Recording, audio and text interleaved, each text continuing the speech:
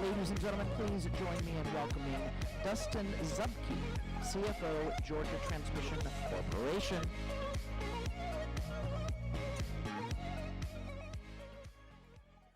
Good afternoon, everybody. And first, I want to thank the Georgia Chamber for having me here today.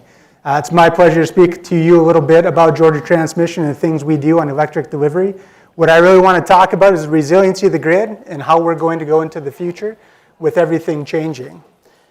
So with that, all right, I'm going to give you a little bit of an understanding about what Georgia Transmission is. I'm going to get a little technical in the presentation today, but I ask you to bear with me. I've got slides that are pretty detailed. They get into engineering.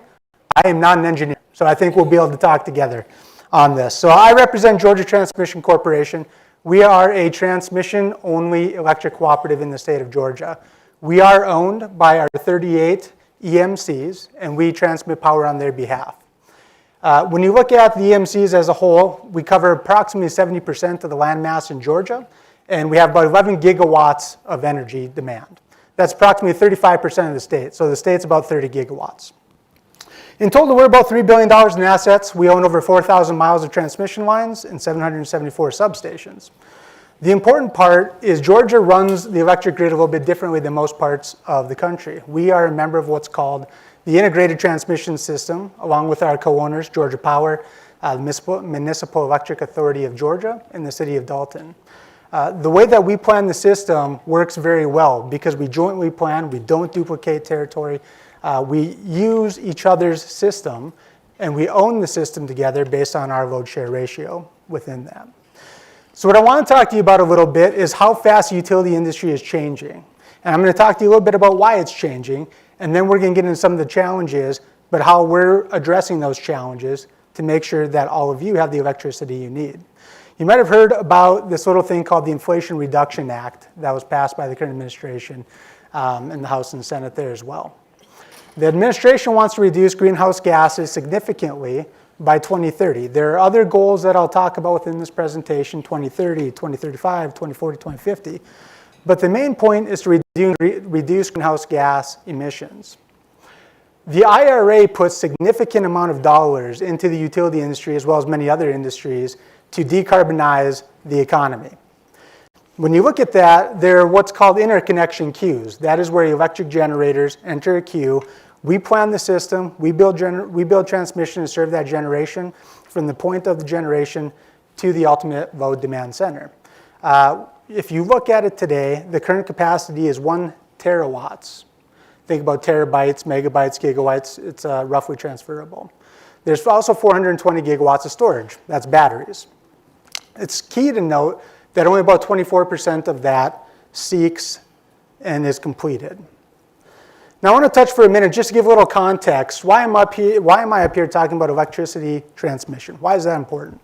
We're going through a renaissance in the generation where we are changing our generation fleet across the country. You've got fossil fuel plants that are being retired and is being replaced with renewable energy sources. Natural gas is helping fill some of that demand, as you've heard from a lot of the panels here today. And there's other technology. So on the left-hand side of your screen here, our partners at EPRI put this chart together. You can see in 2020 what our supply and our demand was. And really what you see is a lot of coal and natural gas, and then you augment it with other things, and you can see buildings were the primary demand center for electricity. The reference case is put together by the federal government, and it assumes things stay relatively stable and you move your way forward. Now what's important though is if you look at the far right-hand side, to get to net zero, how do we do that? There's a few options to do that. We could use everything that we have today, we could capture carbon, we could do a few different things. You've got assumptions where gas prices, other things become expensive. And then on the far right-hand side, you say you get entirely rid of the fossil fuel fleet and you transition over to hydrogen, solar, wind, renewables, different things like that. And as you can see under those different options, how your generation significantly increases, which means you have transmission needs as well. And you can see in hydrogen how much that electrolysis process increases your need for generation. You need renewable generation to create hydrogen. So just give a little context. You look at the left-hand side and you see how fast our demand of electricity is growing based on the change in the generation fleet and the electrification of the economy. Now, what does that mean from a transmission standpoint? I want to throw out a few numbers here. Bulk transmission, if you drive around the state of Georgia, you see a lot of those big transmission lines. We're one of the owners of that. When you look across the nation in the past 3 years, there's been approximately 3,000 miles of line that have been constructed. 3 years into the future, we're forecasting about 6,300 miles. About double, that's pretty good, right? You look past that over the course of 5-6 years, we're getting close to 10,000 miles of line. Now here's the problem on the bottom of the red. If we're going to accommodate that prior chart, you really need to build 10,000 miles of line per year, okay? That's the challenge right now, is how do you build it that fast? And until you build it, until you bridge, how do you make sure we deliver reliable electricity to all of you? We don't damage your equipment based on variations in the electric grid. So what's driving that? I talked a little bit about the renewable changes. We've talked about the electrification of the economy. We're talking about that today. You're hearing about electric vehicles. It's a good time, right, for us. Electricity is back in the game. There's a lot of growth within there. But there are challenges. There's reliability and resiliency constraints that we're working through. I'm going to talk through that. Who thought today they were going to come to a sustainability forum and hear about inertia? I'm going to talk about it for a minute, okay? We'll get there in a minute. But we're also looking at how do we intertie our grids together to make sure we can get power generation to those demand centers. It doesn't really blow wind in Georgia, right? We don't have wind, we have solar. It blows a lot in the Midwest, but there's not a lot of demand there. Can you transport that from Missouri down to Georgia? You can. All right, so to put it into a picture, we've talked about a lot of transmission that needs to be built. And you go to that far right chart where I was talking about the renaissance of the generation. It's being pivoted, it's being changed. The first one on your left-hand side, the net zero all options. We still have carbon capture, we have natural gas, we have all those things out there. You still need to build a lot of transmission, right? We're looking at 110,000 gigawatt miles of existing capacity, and you need to build about another 40% just to transmit that power around the country. Now, if you move towards the far right-hand side and you say, I'm going to go all in, green, hydrogen, everything else, you need to go to 221,000 gigawatt miles. That's more than double our current transmission capacity today. It's incredible, right? So how are we going to go about doing that? How are we going to bridge it? How are we going to make sure we serve your reliable power into the future? And you can see those pathways are interesting. You move from kind of the left-hand chart where there's some green, but then you have that massive green in the center of the country. That's because you have wind in that part of the country. And then you can transmit that to all of the population hubs, all of the industry, all of the manufacturing. All right. So to summarize kind of where we're at and then where we're going to go in this presentation, we will see significant build out of transmission. There is no doubt. We have to so that we can accommodate this changeover. It takes time. It takes a lot of time to be able to do that, especially when you're talking about that kind of load. You might have heard about some supply chain constraints. Those are issues we're managing through, right? I used to be able to buy a transformer in 6 to 12 months. I'm now filing slots into 2026, 2027, 2029. The planning horizon has drastically increased. But regardless of what happens, you're still going to need transmission.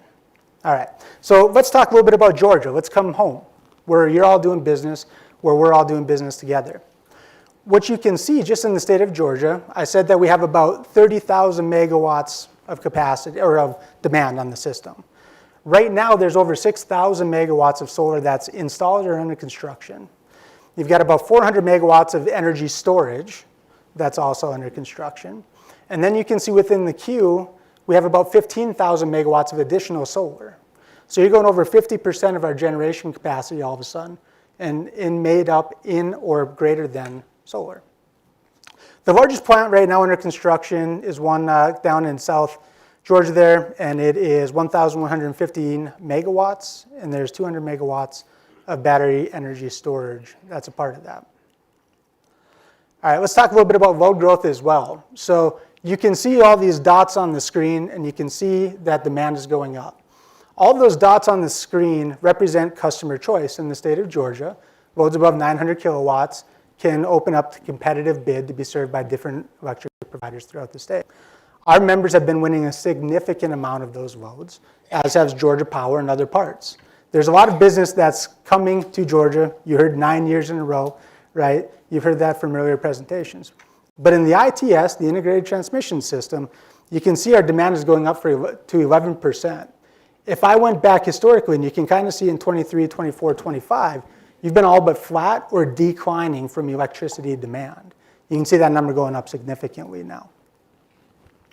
All right, why does the grid have to change? When you start to put different generation on the grid, and this is why we're going to talk about inertia, you need to figure out the characteristics of the grid are different. We used to have one-way flow of electricity. Generated at a plant, I sent it to a location. Now, you have generation on your house. You have it in your businesses. You have it in power plants. It's really a bidirectional flow of electricity. The grid wasn't initially made to necessarily accommodate all that, right? I'll talk about the next one there. You've got the base load to the renewable. And then the last one, we've always thought about building generation to meet load. In the future, we're talking more about load meeting the generation capacity that we have. There's a lot of collaboration that we have with all of you as we plan the system and we build it onto the future. All right, so system inertia. We've got 14 minutes, I think we can cover it. Will renewable energy change how we think about stability? It does, and here's why. Inertia, think about inertia this way. I'm going to go back to I'm the CFO of the organization. I am not an engineer. Think about when you were on the playground and you had a merry-go-round. It stopped, you push it, and it goes until something stops it. That's called friction, right? The same thing on our historical generation fleet is those generators would have a motor, they would turn a rotor, and that's what creates electricity. Now, when you would shut off a power plant, that would stay in motion until the friction stopped it. So we would have time to be able to put plant online and keep the frequency of the grid. The grid is an instantaneous delivery. You talk about just in time, it's instantaneous. You generate it and you consume it nearly at the same time. And if one of those falls off or changes differently, you need to either add a power plant, take a power plant offline, and that has to happen very quickly. The challenge with the utility industry moving over to renewables is they're what's called inverter-based resources. They're instantaneous. They're either on or they're off. There is no time for an engine to slow down and then for us to accommodate a change to that, right? But the problem is if we don't constantly have the grid in balance, you get out of balance. The generators trip offline. Your systems become damaged. So that's part of what the change in the generation fleet means for us and what we're trying to accommodate. I've got some good news. We've got some ideas. We'll make it all work. But I want to give you just a little bit of an understanding about what happens here. We run the transmission grid at 60 hertz. Okay, so you've got alternating current. It stays in balance. As soon as one of those generators trips offline, you get a little bit of reprieve because it slowly comes offline. But you can see I'm not talking about minutes, right? I'm talking about seconds here. We've got about 2 seconds to be able to respond to that. But that's still time. We have something to do. What happens is if we don't have that time, you start to go through our next procedures relatively quickly. So what does that mean? You've got what's called UFLS. What that really means is load shed. So we only have so many generators we can bring online. We only have so fast we can respond to things. What happens is if we can't keep in constant balance, our operators then just start to drop load. And they typically drop the largest loads before some of the smaller loads, right? That's what happened in Texas 2 years ago when they had their winter storm. We don't want to be in that situation. We have not been in that situation, knock on wood. We work a lot with our partners, Georgia Power, Municipal Electric Authority of Georgia, City of Dalton, to make sure we can serve the needs of the organization. The problem is, if you get to that yellow line, which is 59.5 versus 60, that's when those things start to come out of balance and you either damage equipment, damage power plants, things trip offline, and it takes a lot of time to bring it back on. So, what are the solutions? Well, we already have some in place. Somebody mentioned nuclear power earlier. Nuclear power, we have 2 more plants that will be coming online in the coming months, coming year, and those are generating shafts. Those move, those provide inertia, those give us time. They help us bridge that technology. We've also got other good assets in the state. Rocky Mountain pumped hydro. If you haven't heard of those, what happens there is you pump water up when the electricity demand is low or the power prices are cheap, and then when you need it the most, you release it within the dam, the water turns that rotor, and you create electricity. You You got another turning shaft, as we would say in the industry, online. So those are some things that we have today and some benefits we have in the state of Georgia. That's fantastic, right? There are other things that are happening into the future. So this goes back to the inverter based on solar. If we're going to change over the generation fleet, it becomes technology driven. You can almost replicate the system inertia in renewables, but it takes a lot of technology to be able to do that. It's complicated. We're trying it out, we're testing it out. There are different things that are happening. But this is one of those solutions that we're working with, our partners across the country are working with, so that as renewable generation comes online, we make sure that we can serve the businesses, the people in their homes, keep people safe, happy, healthy, and all of that, and we can provide good commerce. Now, there's other things that you can look at and do here, and we're going to jump into some of them. Batteries is another good one, right? We talked about the Inflation Reduction Act. There's also another little act out there.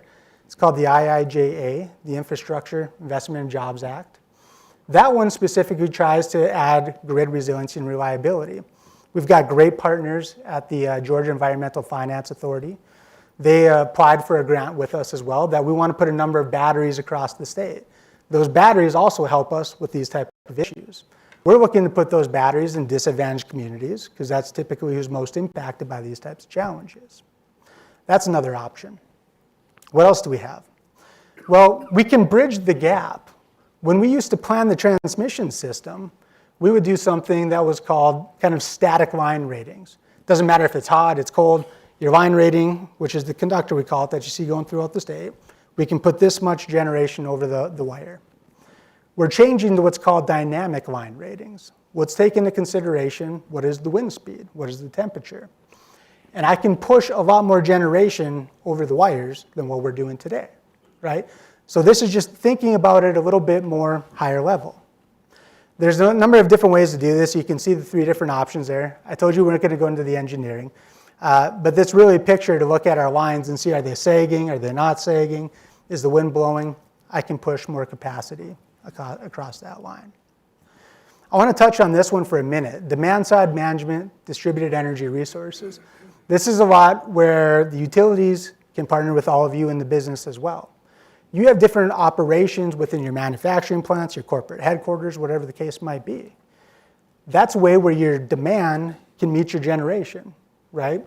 So we can send signals out about when the system is more stressed, and you can either change your process, you can move things, and then it's voluntary. We give incentives, we work with all of you. It's kind of a win-win collaboration with the utility and the business out there. So DSM, that's the demand side management. That's when we can actually reduce what we need on the grid. The other part of that chart is DER. That's really energy resources. Batteries, right? Go back to batteries. Are they on your house? Are they in a substation? Where are they located? We can push power back onto it, or we can almost be isolated from the grid, power our system for an hour or two, and then come back on the grid. You can put solar renewables behind the grid to help with your system as well. The batteries are fascinating. We'll talk about that in a minute. The other part is embracing technology. We've got all of our cloud partners, right? We've got automation. Everyone's talked about it on the panels today. We're doing the same in the utility industry. We haven't had to change for a lot of years. We're changing very quickly now. We're automating as many processes as we can. We're getting smarter, faster, more efficient as we're operating our business so people can focus on these high demand issues. We've got what we call our business intelligence arm within Georgia Transmission. They cover a number of different things here, but they also cover data analytics. Well, if I have a catastrophic failure, my system's offline. If I'm all of a sudden have to be that much better into the future, I can't afford to have my system offline because of a catastrophic failure, right, on the system. What if I could predict when a component of our equipment was going to fail? We can do that with data analytics by taking different gas levels and transformers, different things, right? So if I'm going to take a substation out of service, I can fix it at that point in time because I know based on my data that's going to fail within the next 12 months. If I already have it out, I have it out once, planned, no power disruption to all of you, right? So we need to get smarter about how we're doing business as well, and we're doing that. Are there other options? There are. These are things that are less known to us today. It's called an advanced power flow controller. Yeah, remember I talked about kind of single direction control of that generation, of that capacity. What I'm really saying is you have constraints on our transmission system. Well, what if I had a piece of hardware out there that I could dictate where electricity goes? In the electricity world, we don't typically do that. We run studies and we see where electricity goes, typically goes in the path of least resistance, right? Well, what if I could send signals and I could push electricity down different avenues of transmission? And that frees up capacity for us elsewhere.